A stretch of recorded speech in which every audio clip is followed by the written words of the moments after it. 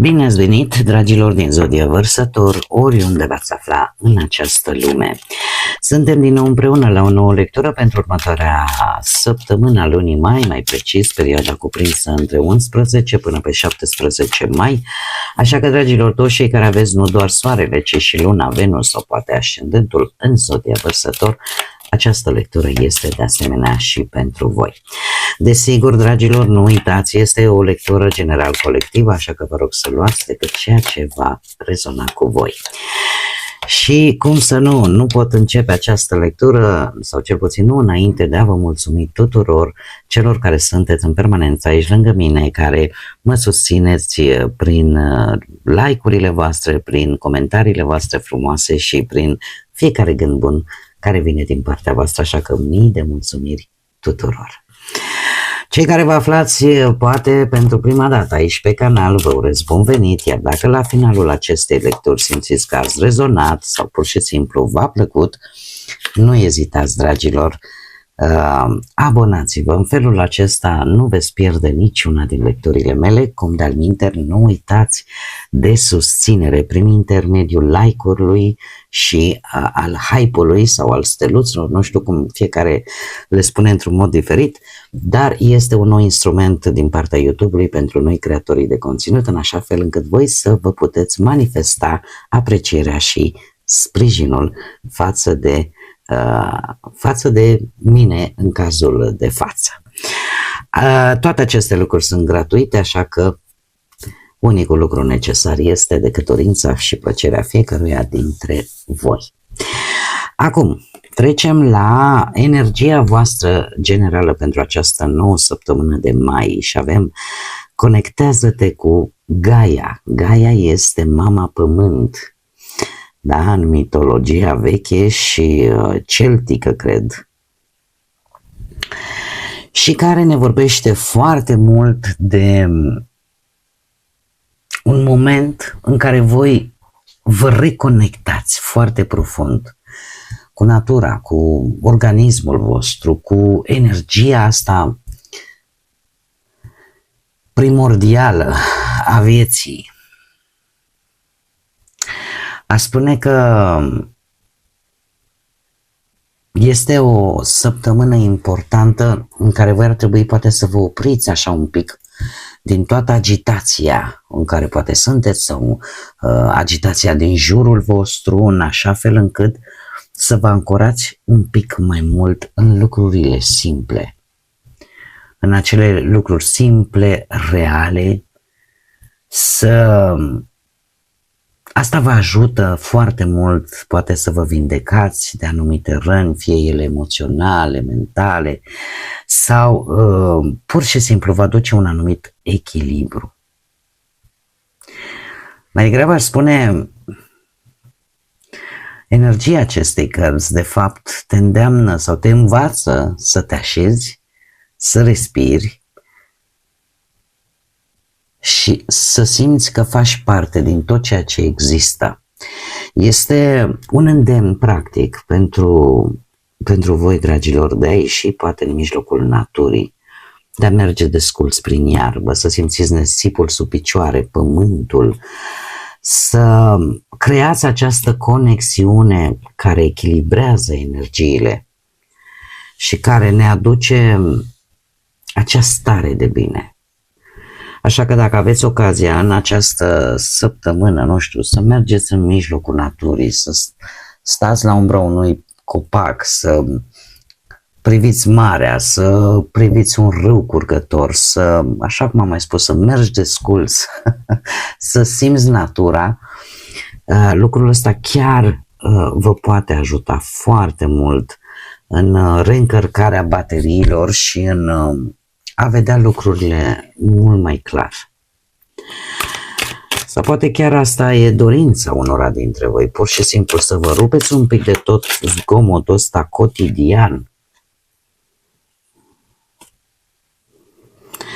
Și aici nu este o greșeală faptul că am început să amestec și au sărit, e un mesaj aleatoriu pentru aceia dintre voi care în acest moment simțiți că ceva vă lipsește, simțiți că sunt anumite lucruri care deja vă plictisesc, deja parcă nu vă mai stârnesc curiozitatea, simțiți că trebuie să faceți ceva, trebuie să acționați. Este ceva care nu vă mai place. Și acum, haideți să întrebăm cărțile și să vedem ce vine pentru voi, dragilor din Vărsător, în săptămâna 11-17 mai, atât pe plan profesional, material sau sentimental.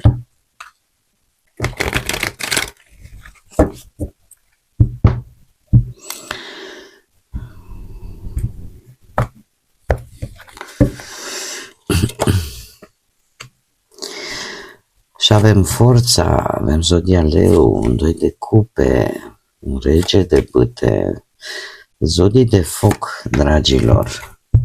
Berbec, leu, săgetător, cu predilecție mai mult leu. Haideți să și clarificăm. Clarificăm forța pentru dragii mei din Vărsător, săptămâna 11-17 mai. Ho, ho, ho.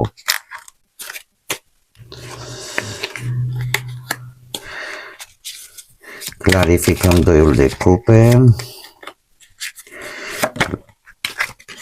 Uite cum vine, una după alta. Clarificăm 9 de monede.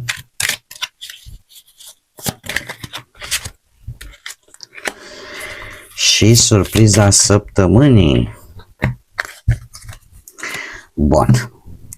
Haideți să vedem. Pe plan profesional. Pe plan profesional să știți că nu stați rău deloc și lucruri chiar importante se pot întâmpla. De ce? Pentru că avem 3 arcane majore. Avem forța, avem magicianul și avem împăratul. Ce îmi spune asta? Asta îmi spune că veți avea în primul și în primul rând veți comunica super bine, vă veți scoate în evidență anumite abilități pe care voi le aveți și într-o formă foarte asertivă, foarte organizată, foarte bună, mai ales în fața unui șef posibil sau unei persoane care poartă o anumită uniformă sau are o anumită autoritate. Comunicarea va fi cheia foarte importantă pentru voi pe plan profesional în această săptămână și nu știu eu, cu atât mai mult cu cât poate unii dintre voi aveți vreun ascendent în zodia leu, berbec sau săgetător. Ce pot eu să vă spun? Faptul că puteți începe proiecte proprii, puteți să vă deschideți chiar, nu știu, poate un mic business sau cum să spun eu, să activați, ca să spunem așa, o anumită colaborare importantă cu cineva important. Este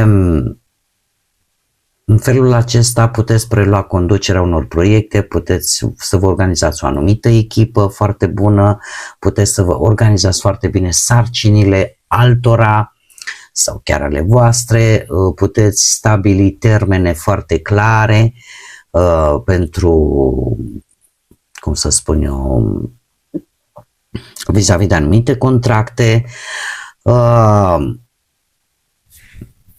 Indiferent ce vine pe planul acesta profesional, veți aborda lucrurile cu calm, cu răbdare și cu o foarte bună gestionare. Nu țipați, nu vă certați, pur și simplu vă folosiți maniera de a dialoga, de a comunica în tot ceea ce ține de muncă, iar asta o să vă ajute foarte mult. Mergem mai departe. Pe partea bănuților avem, se repetă cifra 2, dragii mei, iar pe partea asta banilor, 2 îmi vorbește de parteneriate. De parteneriate și de diplomație. O conexiune foarte bună legată de o situație financiară și de alte persoane. Partea asta a banilor, e vorba de niște bani împărțiți, pe care, într-un fel sau altul, cu Marea Preoteasă, aș spune că veți analiza foarte bine și vă veți face și un plan foarte bun. Veți verifica prețuri, veți analiza opțiuni, veți compara tot felul de oferte.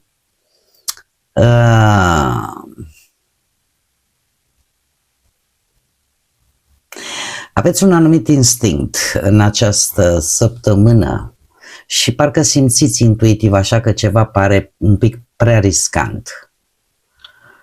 Intuiția vă poate ajuta foarte mult în această perioadă și ce este și mai important este că vorbim de bani ținuți la comun sau de bani obținuți alături de alte persoane. E posibil să aveți un beneficiu financiar din aceste parteneriate, aceste colaborări și să se împartă oarecum profitul. Nu știu, că e o afacere mică cu prietenii sau cu anumiți parteneri. E o împărțeală echitabilă, să spunem, și cu alții. Mergem mai departe, dar veți fi foarte atenți. Și asta nu e rău până la urmă. Chiar dacă voi nu le spuneți, veți face niște verificări în prealabil pe partea banilor. Bun, acum trecem la partea asta a relației. Un rege de bâte, iar zodii de foc, berbec, leu, săgetător și cu un cavaler de bâte. Ce îmi spuneți de asta? Că e la voi, poate pe lună Venus sau ascendentul într-o zodie de foc, că e la partener, avem din abundență zodii de foc aici.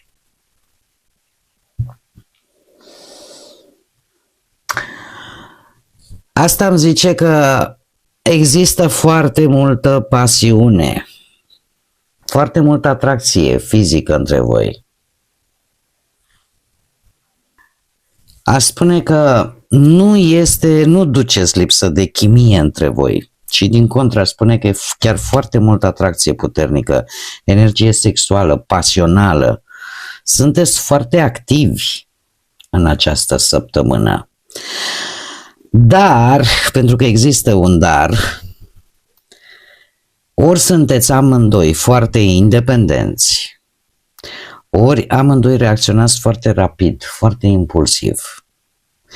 Și atunci pot apărea competiții de orgoliu, de cine conduce relația. Într-adevăr, relația este foarte intensă, este foarte vie, dar știți cum e, când e prea mult foc, se poate, cum să spune, transforma și în cenușă. De ce? Pentru că avem o energie feminină care nu se supune ușor în o regină masculină, îmi cer scuze. Am văzut femeia și am avut impresia că e regină, dar nu, este un cavaler de bâte. Avem o energie a regelui de bâte care are o anumită autoritate, da? Are acest caracter de leadership și pe de altă parte avem acest cavaler de bâte care nu stă pe loc, da? Care are reacții imprevizibile. Acum voi știți unde vă încadrați și cum vă încadrați.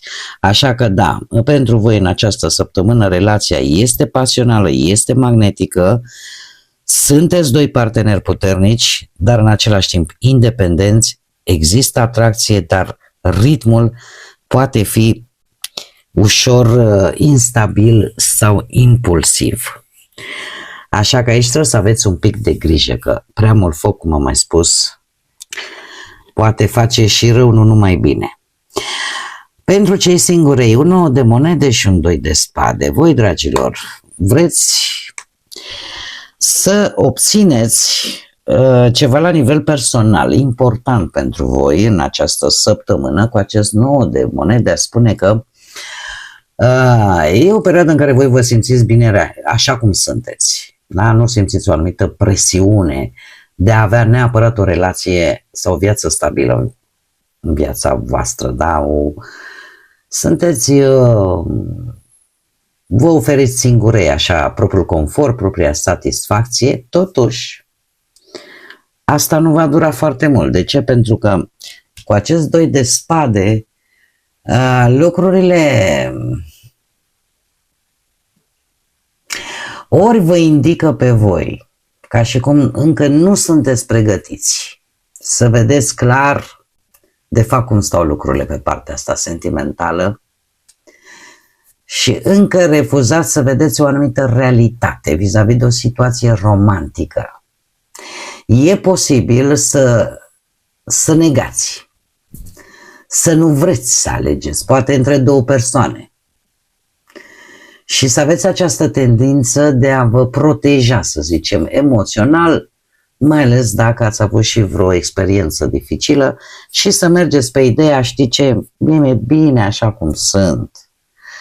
Eu n-am nevoie de relații stabile, dar eu sunt perfect ok așa, dar lucrurile de fapt să nu fie chiar așa. Și totuși să vă resimțiți și să, chiar dacă voi nu vreți sau nu sunteți pregătiți încă să vedeți clar cam care este situația din punctul ăsta de vedere sentimental, indiferent cât de mult ați refuza să vedeți această realitate, la un moment dat probabil că va trebui să alegeți ceva. Hey, e ca un fel de amăgire. Surpriza săptămânii pentru voi vine cu un 7 de spade.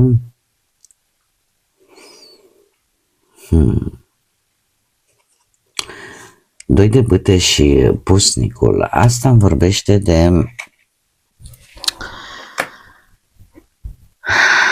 de ceva ce vreți să protejați cu orice chip. Dragilor, surpriza pentru voi, eu aș spune că nu vine neapărat prin acțiuni foarte rapide, evenimente spectaculoase, ci mai degrabă prin a te opri. A te opri, a clarifica situații neclare. Exact, practic cam aceeași energie, dar să vă distanțați un pic de agitația asta din jurul vostru, în așa fel încât să vedeți de fapt adevărul, să vedeți de fapt realitatea. Pentru că e într-adevăr, este ceva, o situație, o persoană care nu e tocmai transparentă sau nu total cel puțin. Și atunci trebuie să analizați opțiunile, direcțiile, da? Și lucrul ăsta îl puteți face doar într-o fază de liniște, de, cum să spun eu, de a te retrage și de a te liniști în așa fel încât să poți să procesezi informațiile mai bine. N-aș spune că este neapărat ceva negativ. E ca și cum ai spune, știi ce, nu acționez până nu înțeleg complet care este situația. Da?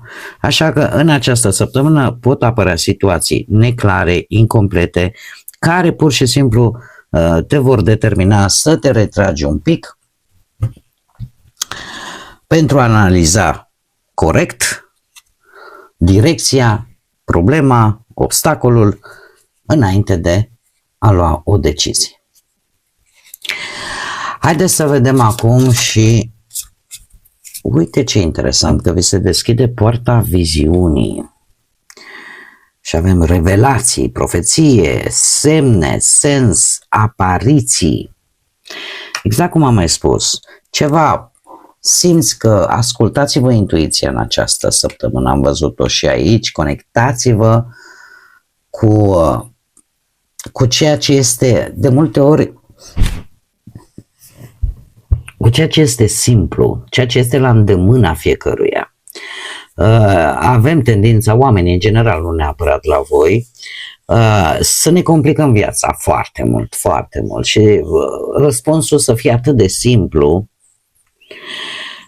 așa că conectați-vă cu natura, conectați-vă cu mama pământ, cu Gaia și folosiți-vă instinctul, intuiția, fiți atenți la semne, pentru că vor fi importante în această săptămână, iar faptul că nu o să vă grăbiți atunci când aveți de făcut tot felul de alegeri, de luat tot felul de decizii, va fi chiar un lucru bun și chiar demn de urmat. Bun, dragii mei, cam acestea au fost mesajele pentru voi, pentru această nouă săptămână de mai. Vă mulțumesc că ați fost alături de mine și până la următoarea noastră reîntâlnire, nu uitați, suflete frumoase, să gândiți înalt, să zburați înalt și desigur să lăsați ca pacea, iubirea, credința și lumina să vă însoțească la fiecare pas.